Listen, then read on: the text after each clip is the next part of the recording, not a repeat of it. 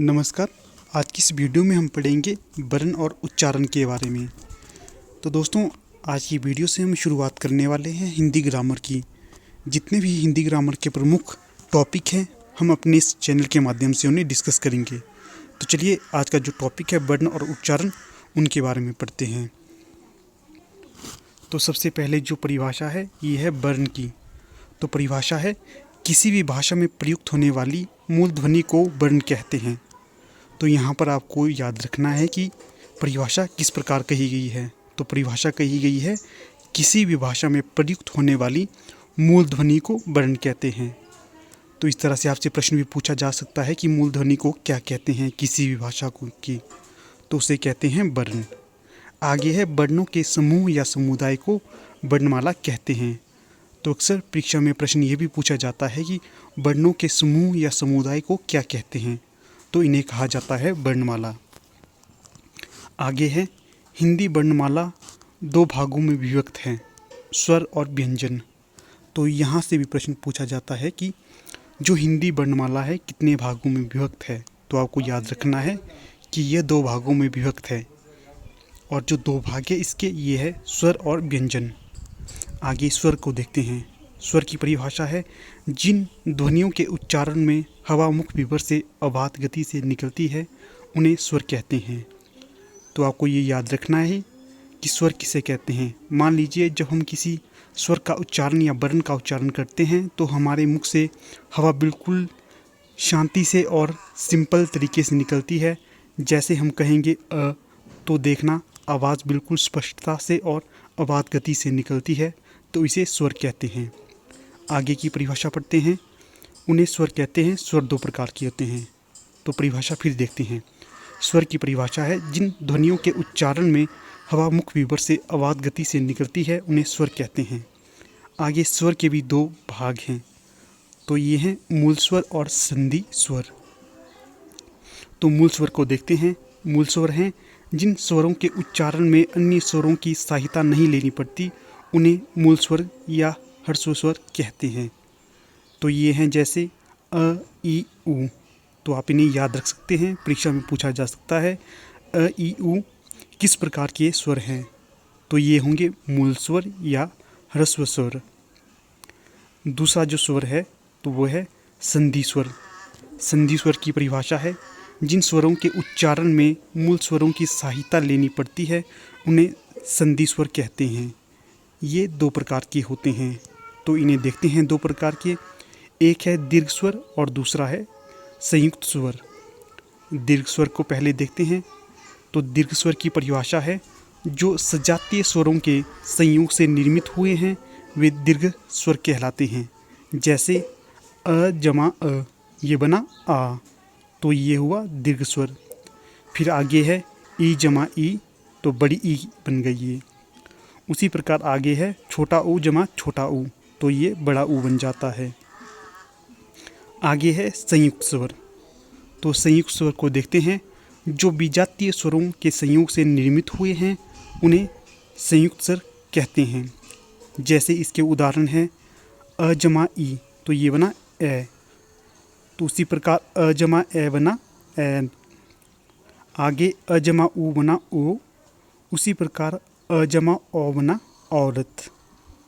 औरत मतलब ओ। आगे है व्यंजन। व्यंजन की परिभाषा है, जिन ध्वनियों के उच्चारण में हवा मुख विवर से अबाध गति से नहीं निकलती, वरन उसमें पूर्ण या अपूर्ण अवरोध होता है, उसे व्यंजन कहते हैं। तो इसको मैं आपको समझाता हूँ। जैसे कि जब हम स्वर का उच्चारण करते हैं, हमारे मुख विवर से हवा बिल्कुल स्पष्टता से और सरलता से निकलती है। किसी भी प्रकार की कोई रुकावट पैदा नहीं होती है। जब हम व्यंजन का उच्चारण करते हैं तो हमारे मुख विवर में रुकावट और कष्टता से हवा बाहर निकलती है, तो उसे कहते हैं व्यंजन। आगे है व्यंजन सामान्यतः 6 प्रकार के होते हैं। तो ये होते हैं स्पर्श व्यंजन, अनुनासिक व्यंजन, अंतस्थ व्यंजन, ऊष्म व्यंजन, उत्क्षिप्त व्यंजन और संयुक्त व्यंजन। तो इन्हें हम बारी बारी पढ़ते हैं। आगे हम देखेंगे स्पर्श व्यंजन को। तो जो स्पर्श व्यंजन में है तो ये है क से म तक 25 व्यंजन स्पर्श हैं। तो आपको यहाँ पर याद रखना है कि स्पर्श व्यंजन की संख्या कितनी है, तो ये है 25।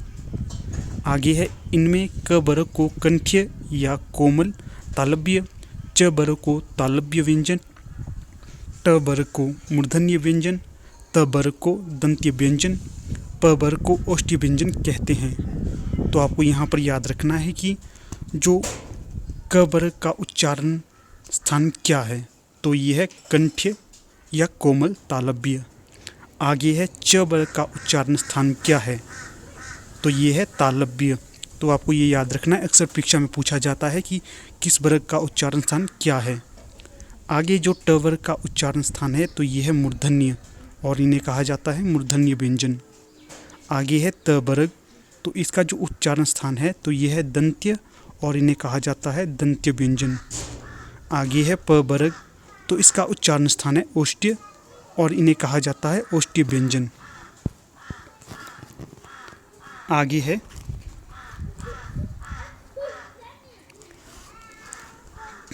प, तो ये है दंतोष्ठ्य। न र ल ये है वर्त्स्य और ह है स्वरयंत्रमुखी या काकल्य। तो आप इन्हें याद रख सकते हो। दूसरा है अनुनासिक व्यंजन। तो अनुनासिक व्यंजन में जितने भी पांचवा व्यंजन होता है उसे अनुनासिक कहते हैं, जैसे न, ज्ञ, न, न, म अनुनासिक व्यंजन हैं।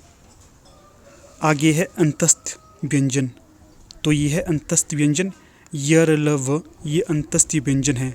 अक्सर परीक्षा में इनके बारे में पूछा जाता है, यहाँ से प्रश्न अनिवार्य है। आगे है ऊष्म व्यंजन।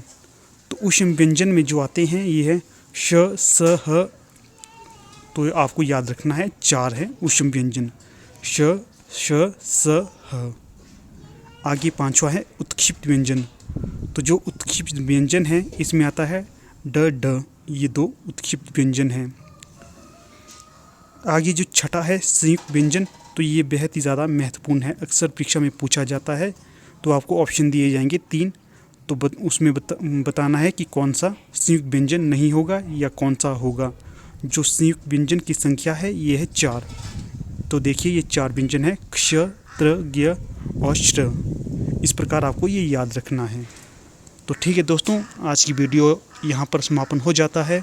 अगर आप लोगों को ये वीडियो अच्छी लगे तो इसे लाइक, शेयर और चैनल को सब्सक्राइब जरूर करें। धन्यवाद।